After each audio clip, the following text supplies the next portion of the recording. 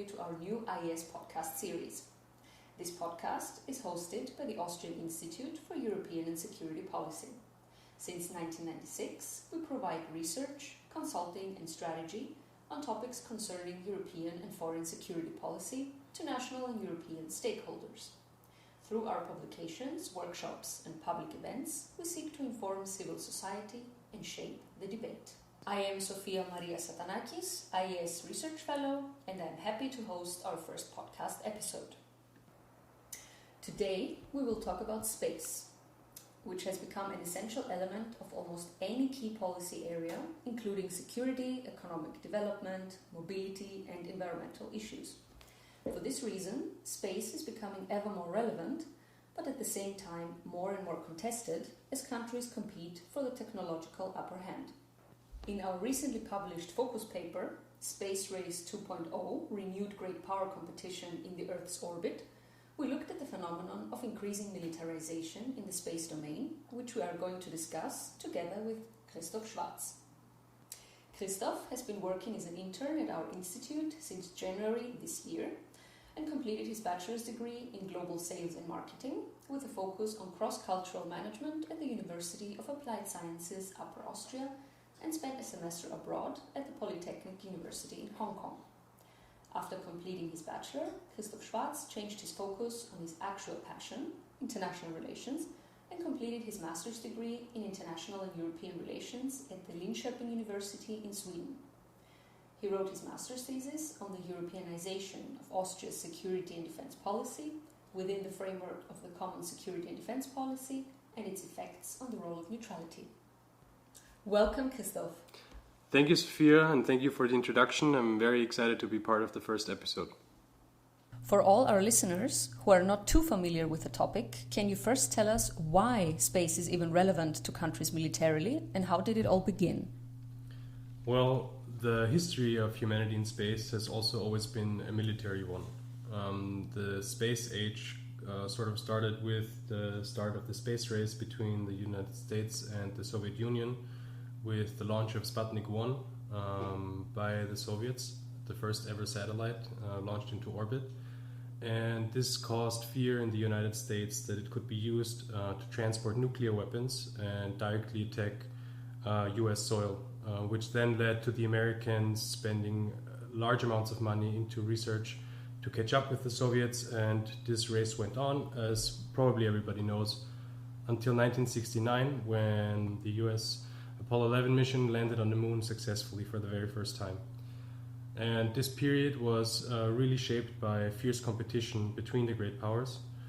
And what was different to today, however, was that space military applications had much more of a strategic significance rather than tactical in warfighting, meaning that it was mostly reconnaissance operations, so spying on the enemy with satellites.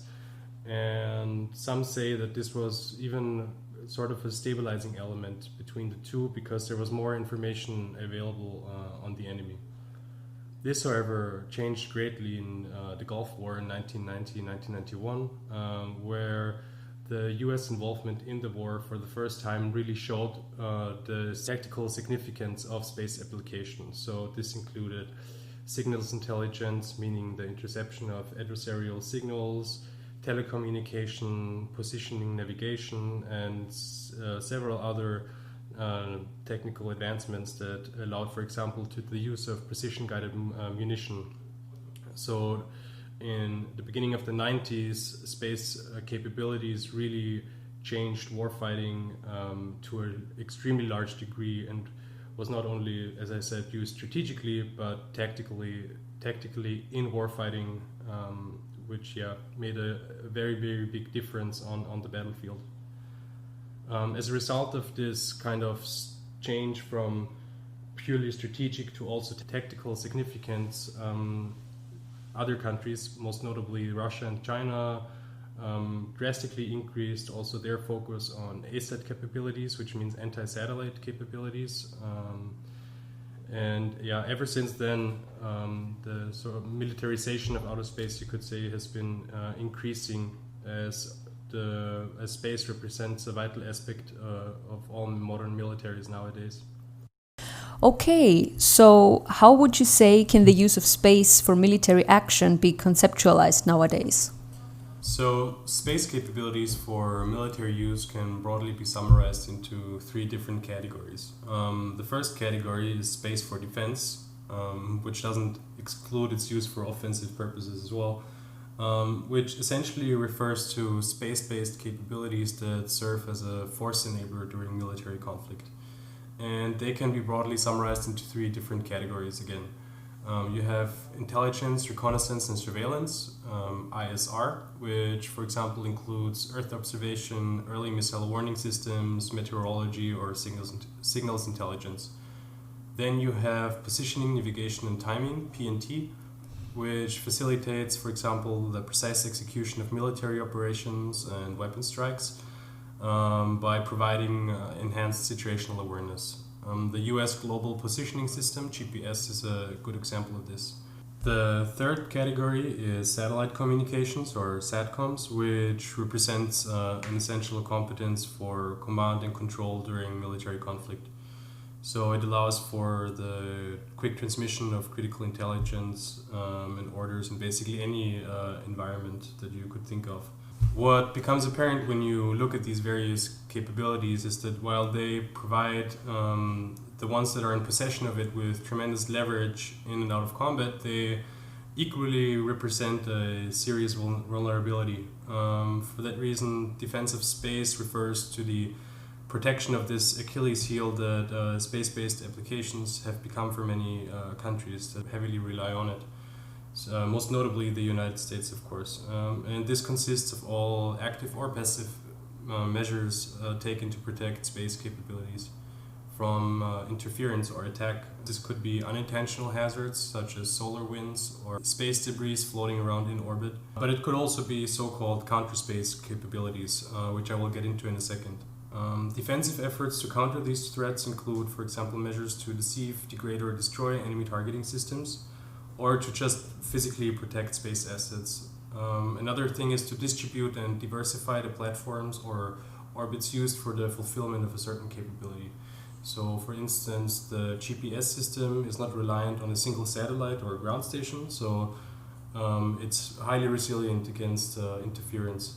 Interference also brings us to a third category of military space applications, which are counter-space capabilities, as I just said.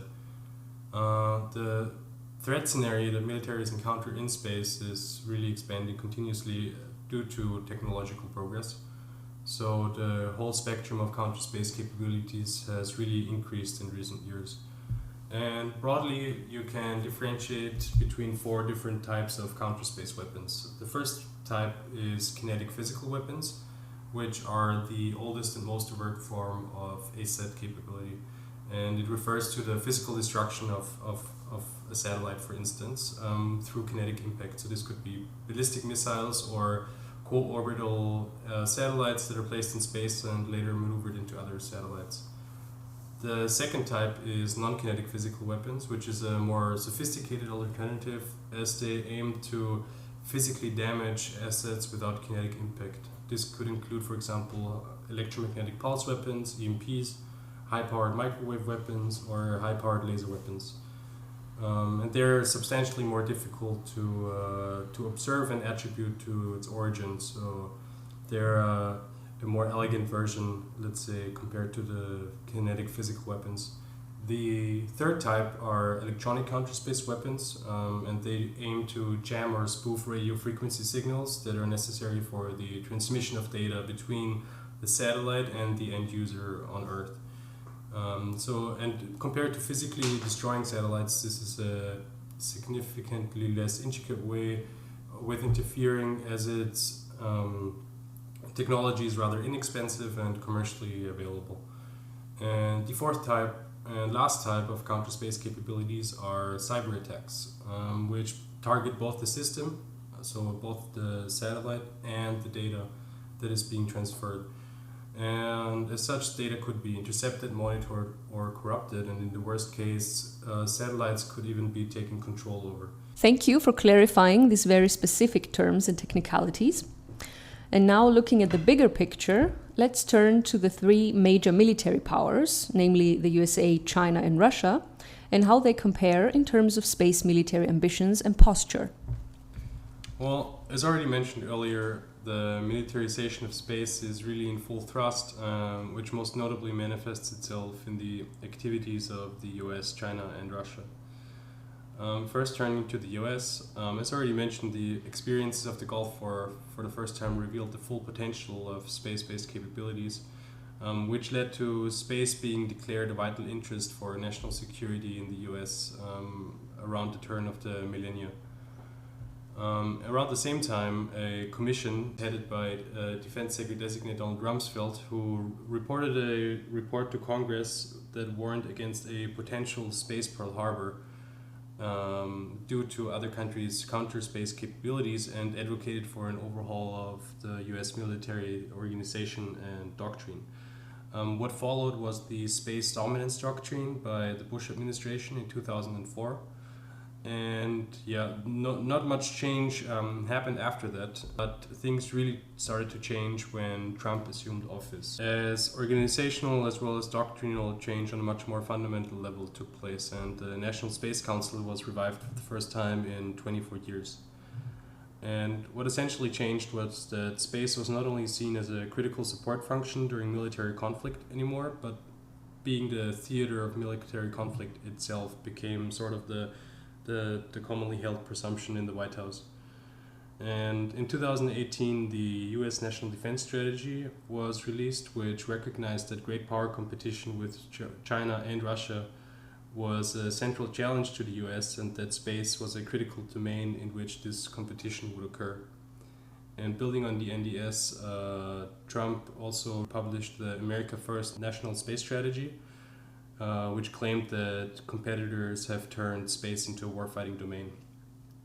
Also, only last month, in June 2020, the Department of Defense released the Defense Space Strategy, which again underscored the notion of space being an area for great power competition, many times highlighting Russia and China as the main competitors in this domain. And as a broader move to overhaul the US military approach to space, next to this doctrinal change, also organizational change appeared with the creation of the US Space Force, the USSF, which now constitutes the sixth branch of the US Armed Forces and coexists with the US Air Force in the Department of the Air Force. Additionally, the US Space Command was re-established, tasked to develop a new space defense doctrine, which we saw published last June, and also to oversee warfighting operations in space. The third institutional reform to support the modernization of the US space architecture was the establishment of the Space Development Agency, which is tasked to accelerate innovation and develop next-generation space capabilities for the USSF. The United States unquestionably maintains the most advanced space capabilities worldwide, as they have by far the most operational experience in space-integrated warfighting. If you compare, for example, the before-mentioned Gulf War and the war in Iraq, precision-guided munition increased from 10% to 70% in the later war. So, considering the current resurgence in US space military ambition and the claim to supremacy in space, the US space capabilities will most certainly advance quite remarkably in the foreseeable future.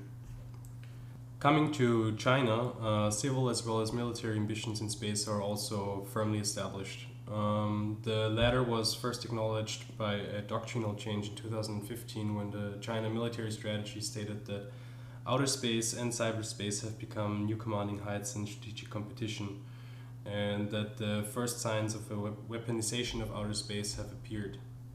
This, however, is basically just a reaffirmation of preceding developments, in that, as already mentioned, China has been investing quite heavily in anti-satellite capabilities ever since the Gulf War. And so although China also emphasized on the peaceful use of outer space, it becomes clear that space military capabilities are seen as quite vital in serving China's national interest, which was also reaffirmed in China's subsequent Defense White Paper of 2019, the last strategy paper on space so far, which expressed that space security provides strategic assurance for national and social development in China. And other writings of the People's Liberation Army, the PLA, also indicate that counter-space operations are seen as very important to deter possible US intervention in regional conflicts, for example, in the South China Sea. This orientation towards space was accompanied in the same year, also in 2015, with a reorganization of the military when the People's Liberation Army Strategic Support Force, the PLA-SSF, was established and became operational in 2016. The PLA-SSF is under direct authority of the Central Military Commission, the national defense organization of the People's Republic of China, and it is independent from other branches of the military.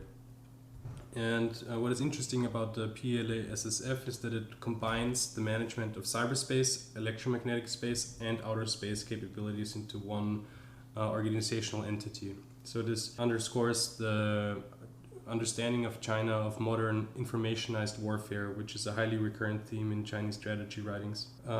So besides the development of military space doctrine, the SSF is also responsible for R&D, space launch and support, navigation, ISR operations, and everything that is included in space capabilities. As many space applications also have dual-use properties, the concept of civil-military integration has been also highly emphasized by China, which is why the PLA-SSF also collaborates closely with the Chinese civil and commercial space sector. In terms of capabilities, one could really say that China is well on track to seriously challenge the United States' long-standing superiority in space, although the United States are still far ahead in many regards, but in terms of, for example, quantum-enabled communications, China is really at the technological forefront, you could say. And also in terms of PNT, for example, China is this year completing its navigation constellation of 27 Beidou satellites, which is the counterpart to the American GPS. Finally, coming to Russia, we have a country which, because of its Soviet history, has a long-standing tradition in space, as the Soviet Union was definitely a pioneer in the exploration of outer space and space capabilities. Although the space sector in Russia suffered heavily after the collapse of the Soviet Union due to budgetary constraints and other setbacks, one can say that Russia definitely remains a global leader in space affairs. Not only due to its heavy involvement in the ISS, for example, but also in terms of the capabilities that Russia possesses. Russian military doctrine and strategic writings coming out of Russia have long recognized space as a warfighting domain and stated, for example, that no goal in any future war could be achieved unless you gain information superiority over the other, which in a lot of ways translates into superiority in the space domain. When it comes to strategic focus of Russia, Russia perceives that the tremendous US space capabilities undermine global strategic stability, while it also recognizes that this also represents a serious vulnerability for America, since there is a certain overdependency on space-based services in the military domain. So for this reason, Russia has put in great emphasis on counter-space capabilities, while at the same time trying to avoiding to not become too excessively reliant on space-based applications themselves. So the notion sort of is, if Russia could deny the adversary space-enabled warfare, its conventional weapon system would prevail in military conflict. Organizationally, Russia adapted its military at the same time as China did in 2015, when the Air Force and the Aerospace Defense Troops were merged into the Aerospace Forces. This organizational change was explained by the Russian defense minister by stating that the center of gravity in the entire military domain had shifted to the aerospace sphere and was also needed to counter the US Prompt Global Strike Doctrine, which is a program that would allow the United States to deliver military strikes globally in less than an hour. And generally, one can say about Russia that it might not be able to compete with other space powers in terms of availability of resources or scope of the entire organization, but it definitely maintains a robust spectrum of capabilities that are also based on decades of experience from especially the Soviet era. Listening to your answer, it becomes very clear that a lot is happening in the field of space military affairs. But what is the situation like in Europe? Is space even recognized as a relevant field of military ambition on an EU level? Well, in Europe, military space doctrine and governance is really still determined by the individual nation states. And intergovernmental cooperation is really a defining characteristic of it, be it either bilateral or multilateral arrangements among EU members or within a NATO framework. And also the extent to which security in space is regarded as an important area really differs among EU members. So for example, in France we had the Space Defense Strategy and the Space Command adopted in 2019, whereas other countries such as Germany or Spain, but also Italy, have been far more reluctant to pursue military ambitions in space.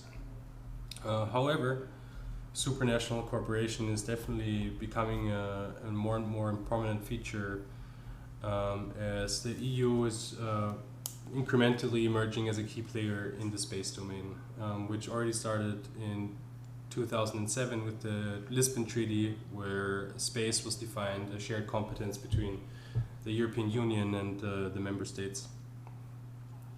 In 2016, the European Commission released its Space Strategy for Europe, which kind of underpinned the EU's ambitions in space affairs, and it highlighted that space capacities are strategically important to also security and defense-related policy objectives, apart from civil and commercial objectives. And building on that strategy, the Commission proposed the EU space program in 2018, which would allocate 16 billion euros to space activities in the next multi-annual financial framework, which would go from 2021 to 2027. But as everybody knows, we've been in sort of a special COVID situation since the beginning of the year, so this could still significantly be curtailed in the end. If money is needed elsewhere. Another interesting development in Europe has been the creation of the Directorate General for Defense Industry and Space, headed by Thierry Breton, with the goal to improve the link between space and defense and security. So this really highlights that there is an understanding in the EU for the intertwined areas of space and defense. In terms of capability development, we have two PESCO projects, which are dedicated to space affairs, namely the EU Radio Navigation Solution to improve military PNT capabilities, and the European Military Space Surveillance Awareness Network to develop an autonomous EU military capability in this field. Also, one of the 11 priorities in the capability development plan of the European Defence Agency is called Space-Based Information and Communication Services, with the goal to further develop ISR, PNT, SATCOM, and other space capabilities.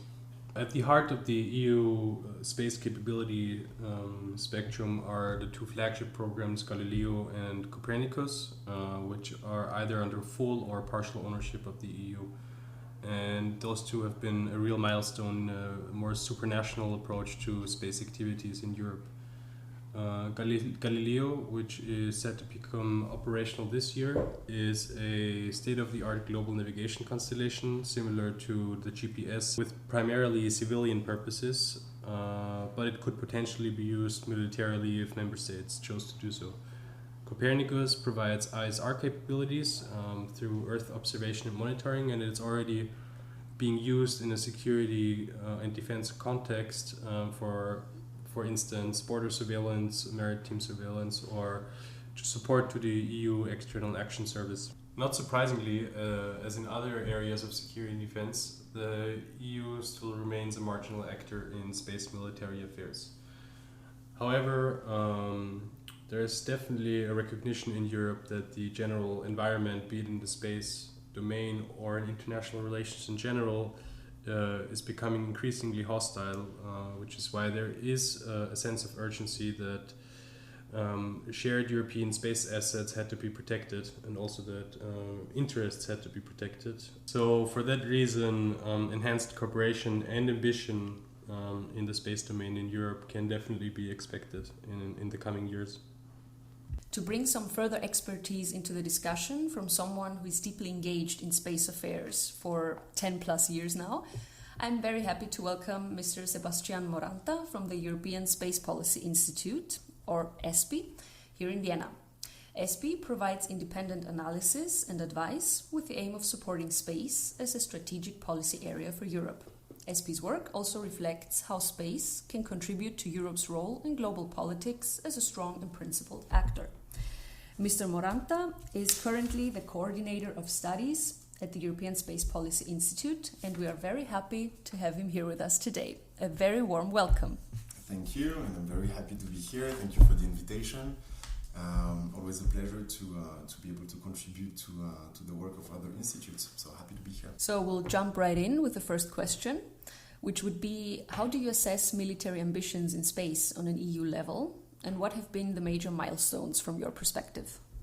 So with regards to the military ambitions at the EU level, that's the, I guess, important part of the question at the EU level.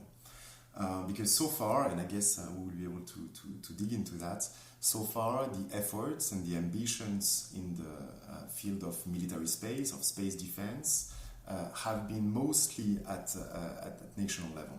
So what's happening, and what I think is interesting to note, is that there is an increasing willingness of the European Union to be involved in military affairs at the European level.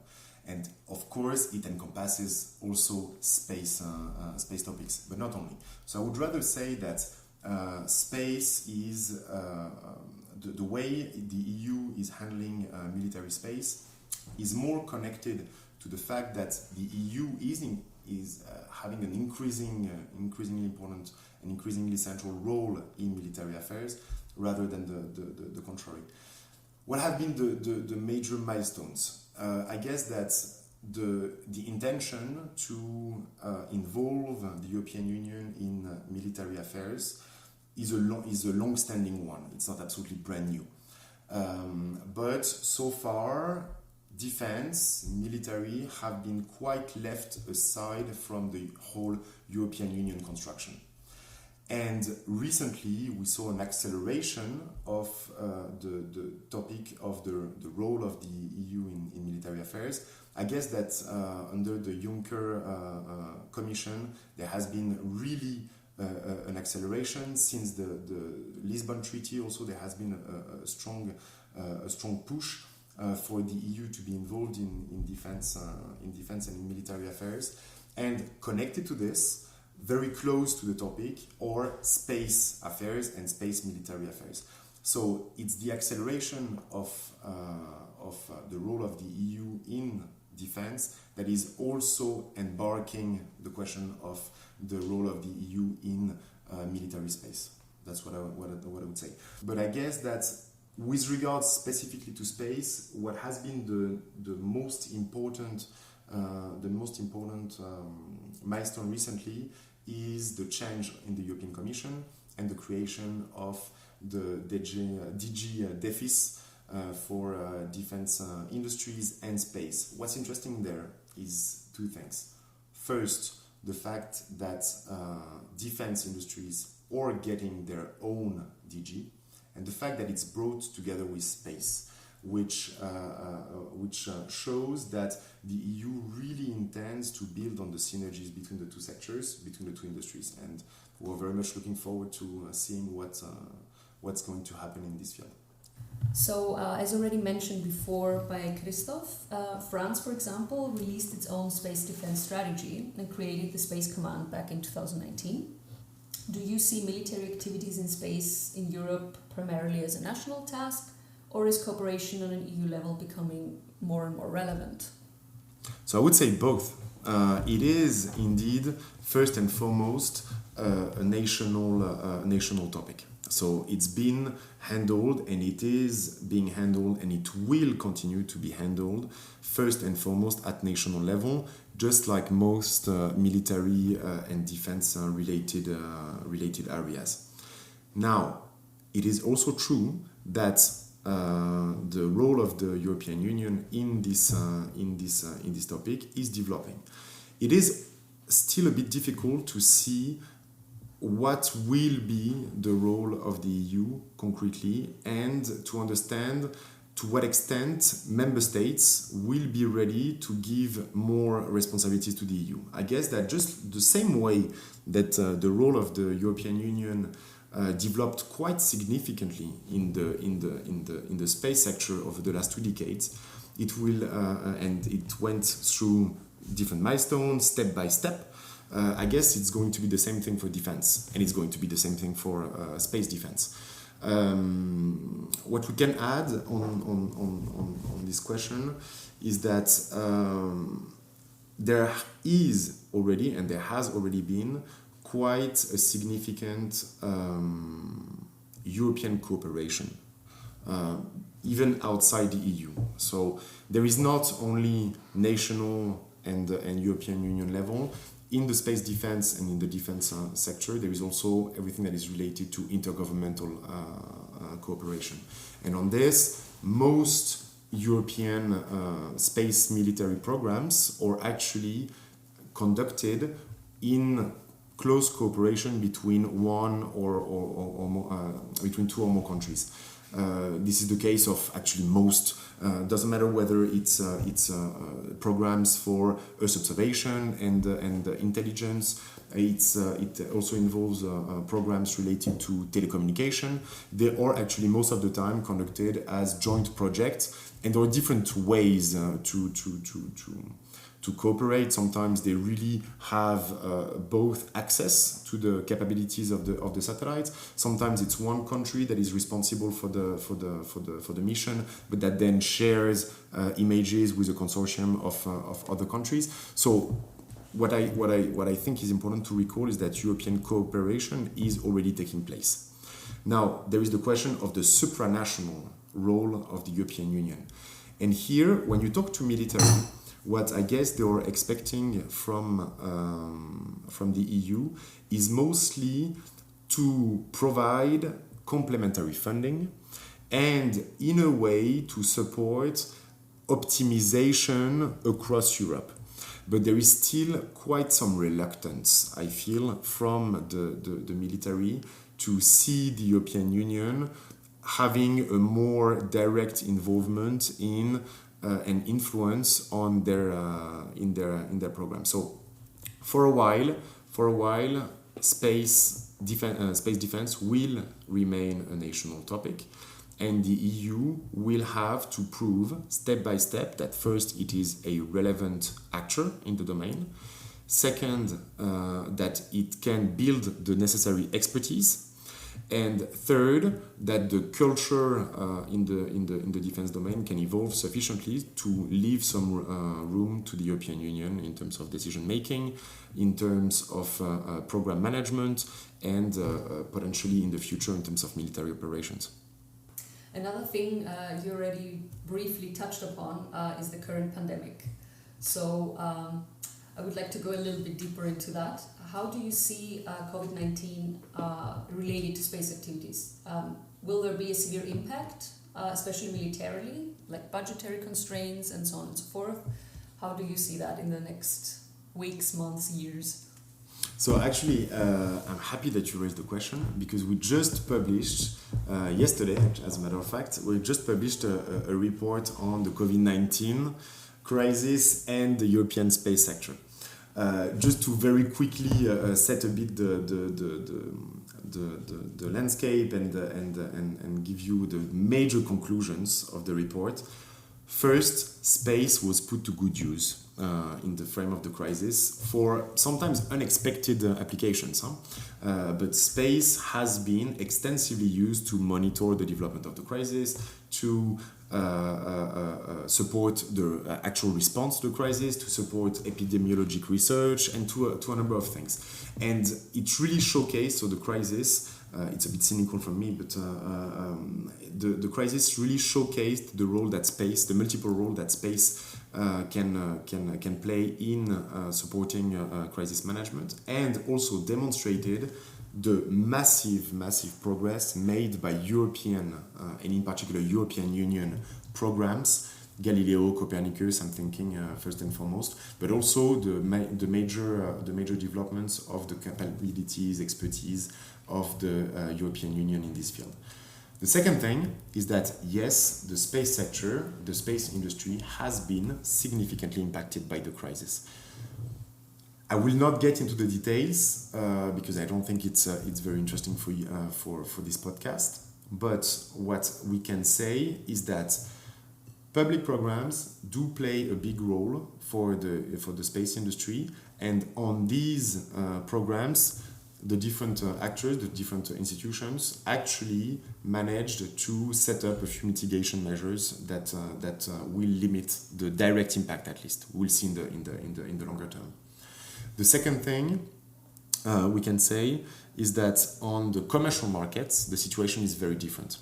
And there has been some payment delays, there has been some payment cancellations, some orders cancellations, and all this will impact the space sector competitiveness, innovation in the future. What I guess we can say is that the space sector, the European space sector, will come out of the crisis weakened. And this is important to take stock of it.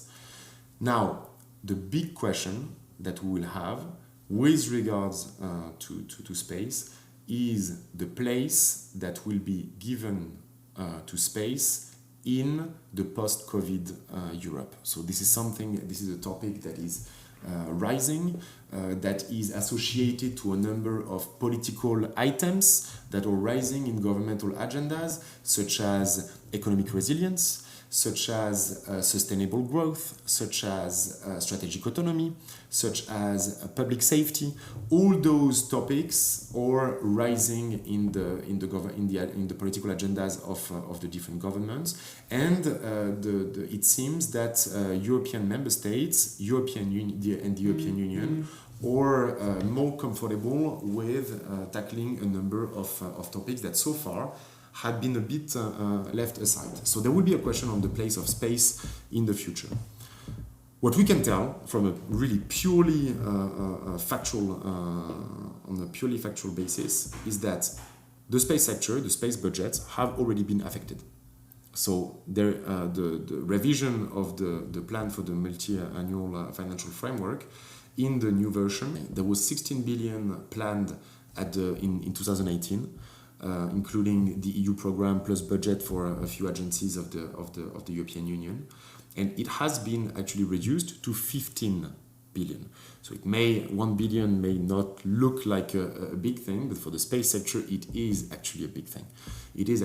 So there has been a concrete impact. Now, first, this budget has not been voted, it has not been approved yet. Second, there are other instruments. And we are very much looking forward to understanding better how these new instruments implemented by the European Union may be used to support the space sector. So this is for the space sector. With regards to space defense, difficult to say.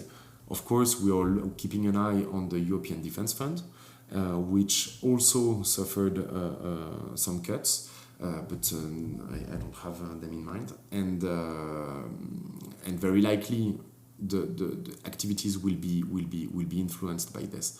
But I do not expect that the COVID-19, with regards to space, with regards to defense, will play such a major role. It's the overall, it's with regards to the overall budgets, but they're difficult to anticipate. Thank you very much for this detailed answer. And moving on to one final question. What would you say are the certain areas in which the EU needs to catch up with other actors in the space domain? And do you have any specific recommendations for future EU military objectives? I would say, and this is a very tricky question, very tricky in the sense that my first answer would be to say in most areas. But this is very relative to the effort that Europe is making in military space with regards to other spacefaring nations. The military budget for space, only for space activities in the US, is already bigger than the overall space budget of the available in Europe. So already in terms of means, in terms of capabilities, there is just the situation is way too lopsided to be able to provide some kind of comparable analysis or comparison of the situation in Europe, in the UN, in the United States. We're just not playing in the same in the same field. Yeah, I think the Space Development Agency in the US proposed a project for $11 billion over the next 5 years for a new satellite constellation in the defense sector. So I think if you compare 11 billion for a defense project in the space sector to the whole space budget proposed for the EU multi-annual financial framework, there's already a huge difference. No, exactly. Plus, it's one project among many. So, I guess it's important to recall that we're not following the same objectives. We do not have the same means. So it is very difficult to compare the situation in the United States and in Europe. Now, if we look at other spacefaring nations, we would like maybe to compare ourselves to Russia, to China, to India, to Japan. There is also another major difference, which is the fact that, let's take a look at Galileo. Galileo, which is basically the European GPS, although I know that people in the European space sector don't like to say it like this, but it's I guess the best way to explain what it is. So it is the European GPS, but there is also a Chinese GPS that's called Beidou. There is also a Russian GPS that's called GLONASS. All these programs, GPS, GLONASS, Beidou, are all military programs. They're handled on defense budgets by the military. We in Europe are the only ones having a GNSS program which plays a strategic role, including for defense matters, through the publicly regulated service, for example, for Galileo. That's the name of this specific signal that will be available for governmental and military personnel. It's the only one that is managed as a civil program. So you see that we just do not follow the same approach. We in Europe have a much more civil-oriented, we have a much more commercial-oriented approach to space. There are rising questions about the relevance and the effectiveness of this approach in a changing ecosystem. So this might change in the future, and we may have more strategic concerns back as pillar of developments in the space program. We will see what the way it's going to develop. But today it's not about catching up. It's about making sure that space does serve strategic interests of Europe in the correct way. And I guess this is a question that will have to be tackled soon. We're speaking about access to space, strategic access to space. Are we doing what is necessary to make sure that we have a strategic an access to space that serve strategic purposes? This is an interesting question, I guess. It's the same thing for space programs. Are we developing space programs? Are we making do we have the right level of effort, and do we take the necessary steps to make sure that space does serve the strategic interest of Europe? That's also another question. Well, I think there are many, many more aspects we could touch upon and many more questions for you to answer, but we're starting to run out of time. So I would like to thank you very much for being here with us today and for providing your insights. and giving us a clear picture of what's going on and what place Europe or the EU has currently in the space domain. Thank you very much for coming here today. And thank you for your invitation. We stand, of course, ready to help you in any future space-related research that you may conduct. Thank you. Thank you very much. Ladies and gentlemen, thank you very much for listening to us today. And you can look forward to many more podcasts to come, like our next episode, which will lay out the Austrian-Chinese relations during COVID-19. So stay tuned and goodbye.